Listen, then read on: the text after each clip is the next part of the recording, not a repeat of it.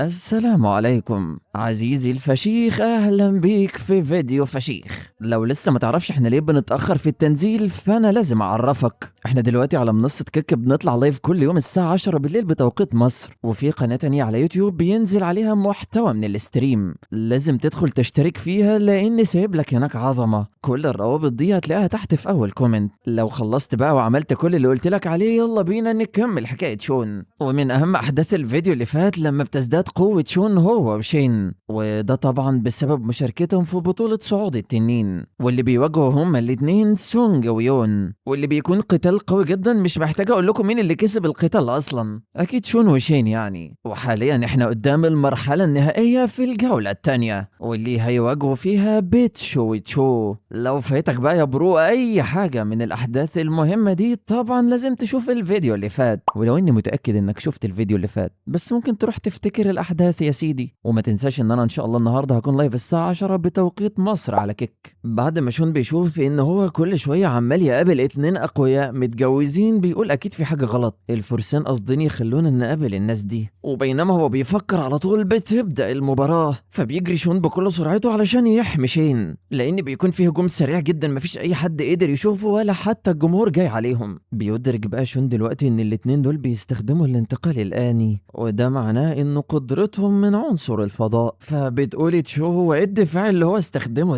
ده ما تأثرش خالص. بيقول لها بيتشو علشان كده ما كنتش عايز اقاتلهم. على الجانب الاخر شين بتقول لي لشون في يا عم ابعد كده، انت كنت هتخنقني يا عم. وبتستخدم شيطان الجليد الثلجي بتاعها واللي بيعمل حماية شكلها قوي جدا حواليهم. فبتقولي تشو زي ما توقعنا البت دي قدراتها بتتفوق علينا في التحكم واسع النطاق، ده هو نوع الخصوم اللي احنا نتمنى ما نقابلوش تاني خالص. وبيقول لها بيتشو ايوه، والبت التانية اللي هي اميرة التنين الذهبي بتتمتع بدفاع قوي جدا، احنا على الله حكايتنا النهارده يا تشو. وبيتكلم بيتشو مع نفسه وبيقول علشان نكسب المباراة دي لازم نهزم الخصم في اقصر وقت ممكن، والا لما يستغل الخصم كامل قدراته على التحكم واسع النطاق هنضغط في مساحة حركتنا، وده هيؤدي لهزيمة مؤكدة واحنا مش عايزين كده. وبيطلق الهالة بتاعته وبيقول لازم نبذل اقصى جهدنا، وبيرفع سلاحه وبيستعد فعلا انه يخرج اقصى ما عنده. بس في حاجة غريبة، هو لابس اخطبوط على دماغه، ده حتى شون لما بيشوفه بيكون مستغرب، وبيقرر في اللحظة دي يدمج قوته مع قوة شين، وفورا بتستجيب شين وبتبدأ الهالة تخرج منها. ومن جمال الهالة حرفيا عينيها بتنور، فبيعجب بيها كل اللي موجودين، ده ايه الجمال ده كله؟ بس ايه ده، مش الوقت المناسب للاعجاب بيها خالص، دي خصم قدامي ولازم اخلص عليها. وبسرعة بيركز تاني علشان يهجم عليهم، فبتطلق شين الهالة بتاعتها وبتخليه ما يقدرش يقرب منها. ولما بتنفذ شين هجومها بيكون عامل زي ما يكون تنويم مغناطيسي، كل اللي موجودين بيبصوا لها ومش قادرين يبعدوا عينيهم عنها. وبيتفاجئ بيتشو بهجوم شلال قوي جدا داخل عليه، وبيغرق حرفيا في شبر ميه. ودي اسمها مهارة الروح التاسعة، رقصة الشيطان. بالمناسبة بقى علشان اعرف انت مركز ولا لا اكتب لي تحت في الكومنتات رقصة الشيطان. خلينا نشوف مين اللي مركز ومين اللي مش مركز. وفي هذه اللحظة بيعلن الحكم فوز شون وشين، وبينبهر الجمهور، ده ايه القوة اللي عندهم دي، ده العيال اللي قدامهم ما قدرتش تقف قدامهم حتى لهجوم واحد، ده حتى تين لونج لما بيشوف قوتهم بيقول قوتهم ما يستهنش بيها، وانا اللي كنت مفكر نفسي اقوى منهم، ربنا يستر. في وسط كل ده بتشكر شين شون انه ساعدها في كل اللي هي وصلت له. قوته الروحية دلوقتي يا شون اخترقت عالم الارواح. بيقول لها انتي متخلفة يا بت، انتي بتشكريني على ايه، احنا ما فيش ما بيننا الكلام ده، انا عايزك ترد لي الجميل ده جميل. في الاثناء دي بيطلب الحكم من كل اللي تم استبعادهم انهم ما يمشوا، ومش متبقي دلوقتي في المنافسة غير الثمانية الاوائل. بيبدأ يتكلم الحكم معاهم وبيقول لهم ادائكم كلكم النهارده كان ممتاز، وبدخولكم ضمن افضل 8 متسابقين في البطولة كده كده كل واحد منكم ليه مكافأة، وبيتم منحهم فعلا المكافآت دي. وبيحس شون باحساس ناعم وهادي من ناحية الصندوق اللي استلمه، الشكل اللي جواه نخاع تنين. لما بيروحوا بعد كده لمنزلهم بيفتحوا الصندوق، واللي حرفيا بيكون عبارة عن نخاع تنين يكفي الاشهر، ولو اخدنا بالنا ممكن يكفينا العام كمان. ده كرم جامد جدا من اخلاق القائمين على المسابقة. وبيدور ما بين شين وشون حوار كده كده غريب شويتين، والحوار ده دلوقتي ان المفروض شون متجسد في هيئة بنت، بس على الجانب الاخر هو بيحب شين وعايز يخطبها، ومش هينفع طبعا يعلن حاجة زي دي على الكوكب ده لانهم في نظر الناس مجرد 2 بنات اخوات، وبيقعدوا يتكلموا انهم هيعملوا حاجة زي دي في اكاديمية شريك في الفعالية المخصوصة للمتجوزين، وهيعزموا ابو شون وامه وكل الناس اللي بيحبوهم، فرح يعني من الاخر. المهم بترد عليه شين وبتقول له خد بالك يا شون، احنا حققنا تقدم ملحوظ في البطولة دي، لازم تخلي بالك وما تندفعش وتكشف هويتنا. بيقول لها منك انت يا شين،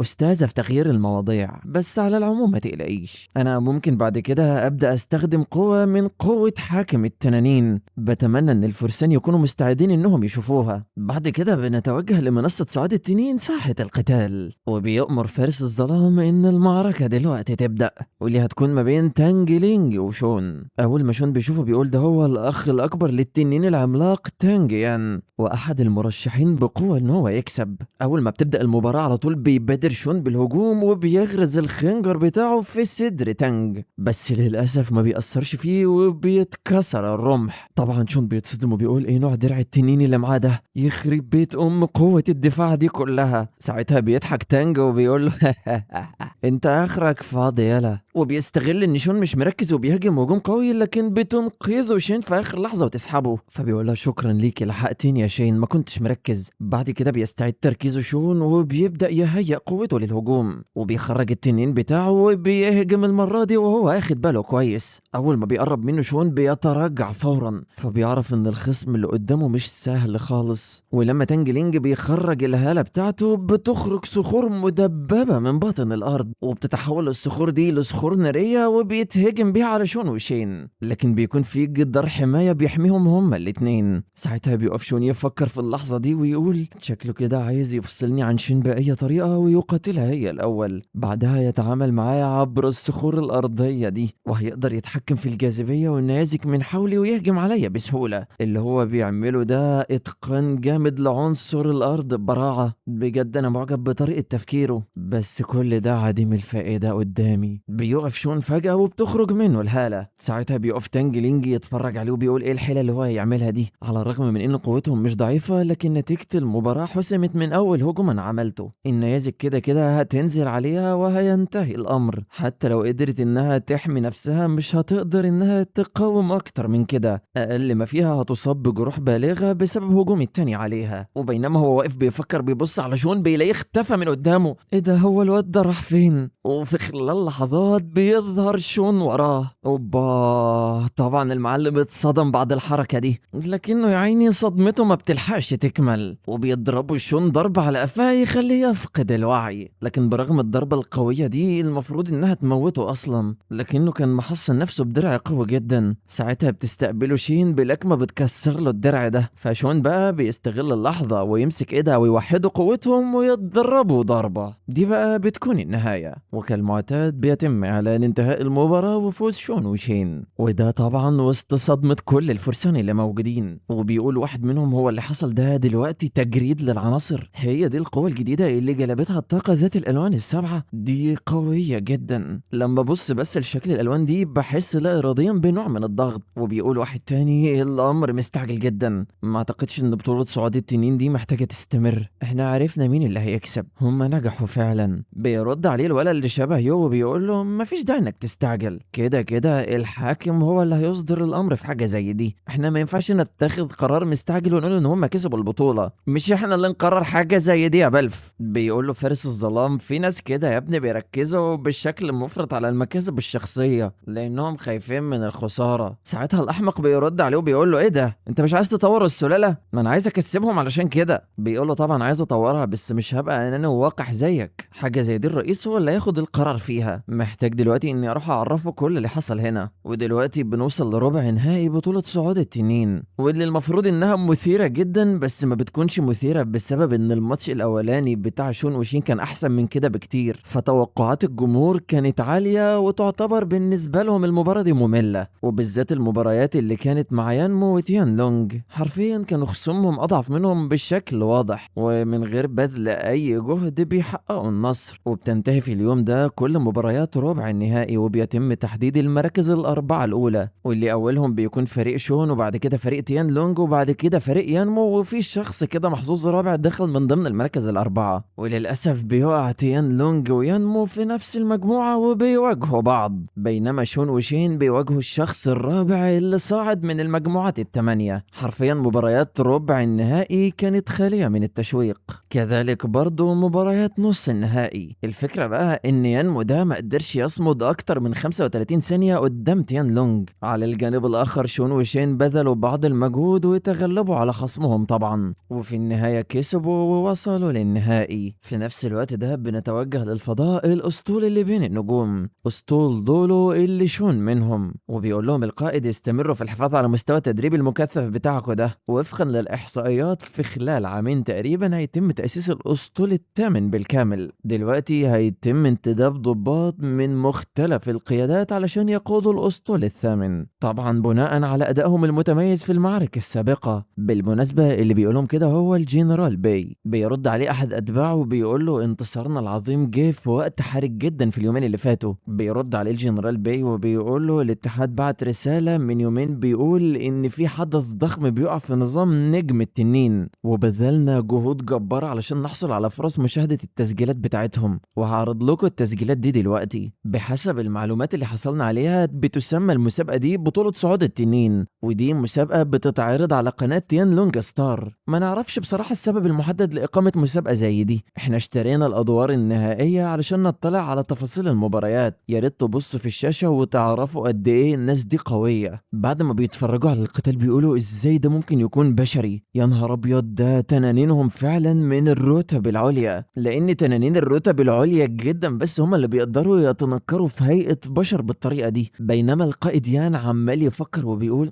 انا شفت الشكل ده فين قبل كده، انا حاسس ان اللي في القتال ده انا اعرفه. يا نهار ابيض ما يكونش اللي في بالي، استنوا يا جدعان ازاي احنا ما نعرفش حاجه زي دي. وبيقرب على الجنرال بي وبيقول له الحق يا جنرال، وبيعرفوا ان ده هو شون ومع اصحابه. فبيأمر على طول الجنرال وبيقول طب طفي الشاشه دي بسرعه قبل ما المعلومات تتسرب، وبيقول لهم نظرا لبعض الظروف الخاصه تم تعليق العرض مؤقتا، كل واحد يرجع على القياده بتاعته دلوقتي، هبقى خليكم تتفرجوا على التسجيل في اي يوم تاني. وبيبدا يفهم منه بقى وبيقول له انت ازاي بتقول ان ده شون؟ شون راجل مش ست، انت واعي للي انت بتقوله؟ بيقول له يعني ايوه طبعا ايها الجنرال، شون قصد يعمل عمليه تنكريه كده وقدر يتحول للهيئه دي بالظبط قدامي لما كان هنا. بيعجب بيه جدا الجنرال وبيقول له الطفل ده عنده موهبه لا تقدر بثمن. بيرد عليه القائد بيه وبيقول على الرغم من اني معرفش سبب تصرفه كده بس انا متاكد ان ده جزء من عمليه التسلل اللي هو مخطط لها، وهو زي ما انت شايف سيادتك ناجحه نجاح باهر. المعلومات دي ايها الجنرال بالغه الاهميه، اعتقد ان احنا لازم نبلغ الاتحاد بحاجه زي دي في اسرع وقت ممكن علشان نمنع ان هم يسربوا اي معلومات ونروح كلنا في داهيه. واكتر حد هيروح في داهيه اللي عمال يخطط وطالع عينه ده. شون دلوقتي في خطر هو وكل خططه لو الاتحاد ما دراش عليهم. بنرجع بقى تاني دلوقتي لمنصه صعود التنين، وبنعرف من احد المسؤولين ان المتاهلين للتصفيات النهائيه هيحصلوا على عظم التنين كامله،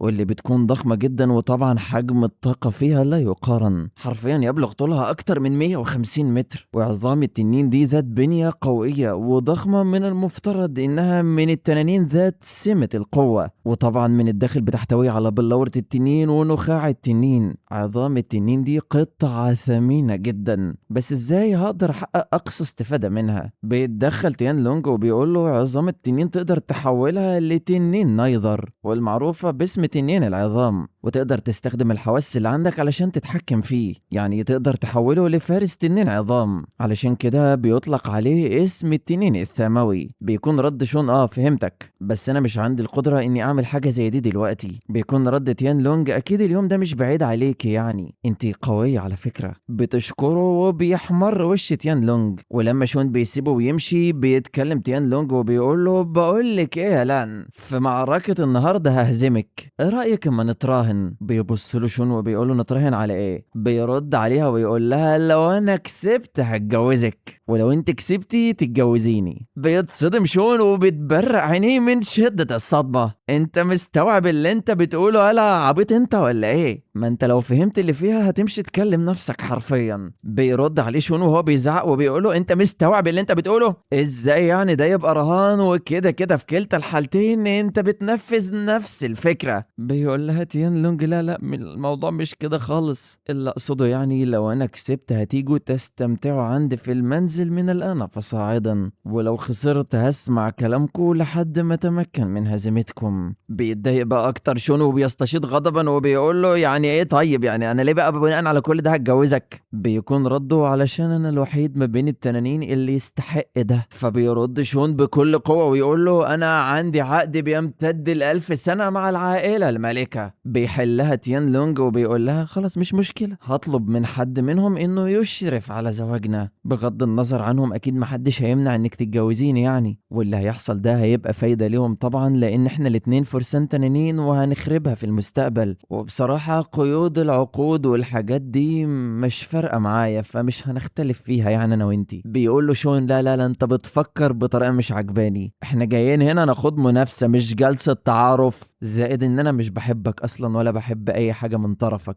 حل عني يا عم الله يسهل لك يلا. بيقول لها طيب ممكن بس بعد اذنك تديني فرصة، لو ما قدرناش ان احنا نتوافق مع بعض بشكل كافي همشي بعيد عنك. انا بعرض عليكي فرصة مش بتتكرر غير مرة واحدة في العمر، جاتلك لحد عندك ما ترفسيهاش برجلك. طبعا كل ده وشين عمالة تتفرج عليهم وتضحك بس. بياخد شون الموضوع في حتة تانية خالص وبيقول له هو انت بتعمل كده علشان تكسر روح القتالية من ناحيتك؟ انت لا حيوان لا. بيكون رد تيان لونج ذكي جدا وبيقول لها انا مش محتاج احطم روحك القتالية علشان كده كده انا واثق منك انك هتكسبيني. بالرغم من كل ده انا مش هتردد ابدا في استخدام قوتي ضدك خلال المعركة. يا عيني يا عيني على الجمدان. في سلالة التنين عندنا بيقوم الذكور باخضاع الاناث عن طريق قتالهم اولا. حتى لو ما حبيتنيش لو انا اخضعتك هتفضلي زوجتي، زي ما اللورد فارس التنين والطاغية المظلمة عملت. هي حربت طول حياتها وفي الاخر انتهى بها المطاف تحت قيادة اللورد لو. طبعا شون بيكون مش عايز شين تسمع الكلام ده لانه غالبا عايز يعمل معاها كده اصلا، اللي هو يفضلوا يحاربوا مع بعض وفي الاخر يتجوزها. وبيسكته وبيقول له اسكت مش عايزين نعرف، مش مهم اقفل الموضوع ده بقى دلوقتي. وبيتكلم مع نفسه وبيقول ازاي فارس التنين الطاغية المظلم عمل كده في مراته، ده بيثبتها باشواك تنين مصنوعة من مادة مجهولة وده بيؤلمها. انا ما كنتش اعرف انها زوجته، ازاي ممكن لشخص انه يعامل حبيبته بالطريقة دي؟ بيكمل شون كلامه في اللي هو فيه وبيقول له لو انت بتنوي سحق روح القتالية فانت فشلت فشل ذريع،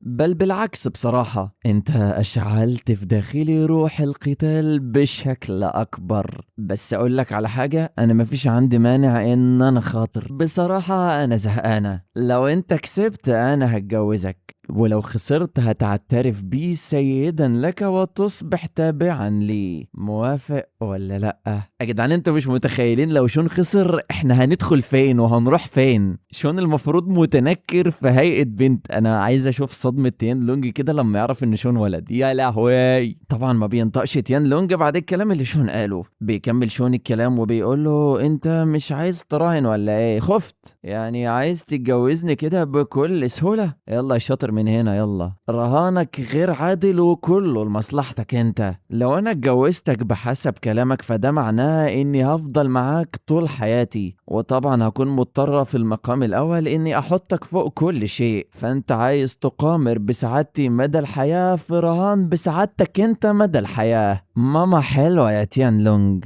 بيتكلم تيان لونج مع نفسه وبيقول انا لو موافقتش فكل اللي انا عملته ده هيترد بشكل عكسي عليا، وده هيضعف موقفي جدا قدامها. وبعدين غير كل ده ازاي هتراجع في كلمتي بعد ما تقدمت اني اخطبها لاول مرة؟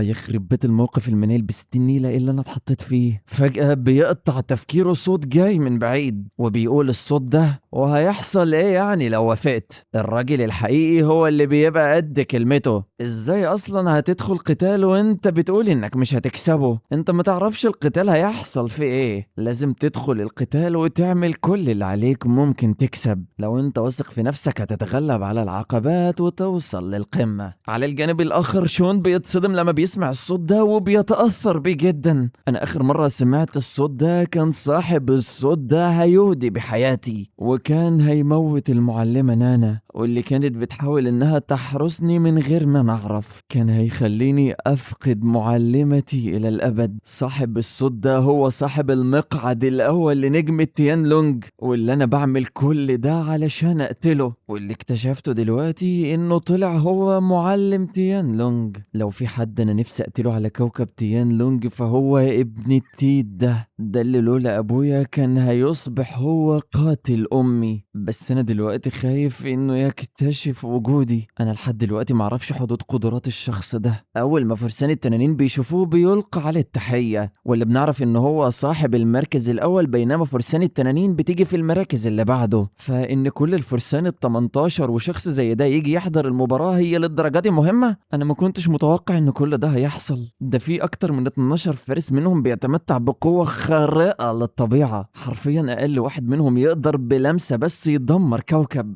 طبعا بيتحمس جدا تيان لونج بعد الكلمتين دول وبيقول له امرك يا معلمي. انا بقى عندي قوة ان انا ههزمها وهتجوزها. بيقول صاحب المقعد الاول حلو قوي. بغض النظر عن نتيجة المباراة دي هتبقى قصة حب جميلة جدا ما بين النينين وهتفيد السلالات بتاعتنا. فلتبدأ المباراة الان. استر يا رب. عزيزي ما تنساش تروح تشترك في قناة الجيمنج اللي انا قلت لك عليها علشان احبك فشخ وكمل حكاية شون. وعد مني لو وصلنا هناك ل5000 سبسكرايب بس هتلاقي الجزء الجديد على طول من شون نازل. وبس كده يا صاحبي الفشيخ بينتهي الفيديو الجامد بتاعنا لحد هنا. ما تنساش تعمل لايك وكومنت وتشترك في القناة وتيجي على كيك علشان تتابع كل اللايفات وما يفوتكش اي حاجة. كان معكم اخوكم الملخص الفشيخ وسلام.